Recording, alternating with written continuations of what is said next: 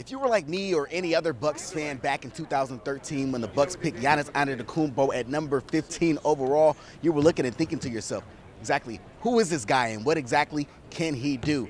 Now, 4 years later, we know exactly who he is and exactly what he can do. So does the rest of the basketball world. I sat down with GM John Hammond, the guy responsible for the pick, on exactly what he saw in the Greek Freak. What made you take the trip over to Greece to see this lanky teenager who's not even playing in the top tier of his league?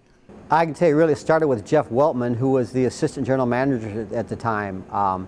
And I can remember walking into my office and saying, hey, look, there's a young player over in Greece that is getting a lot of people's attention right now, and I think we need to go over and take a look at him. Young, extremely long, athletic player.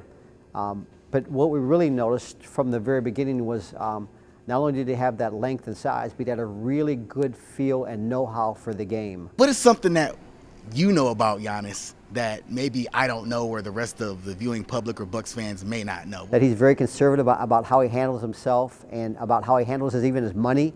You know, that's a neat thing about him. You know, I think he respects where he came from and how he got here, and he's not going to be frivolous in how he lives his life. What does Giannis mean to the Bucks, not only as a franchise, but also for the city of Milwaukee, as far as an NBA scale, being on the NBA map and being relevant in the eyes of the basketball world? You win, and you win at a big, at a major level in this league, in any sport, I believe, with all-star type players. Look at the teams that are winning at an extremely high level.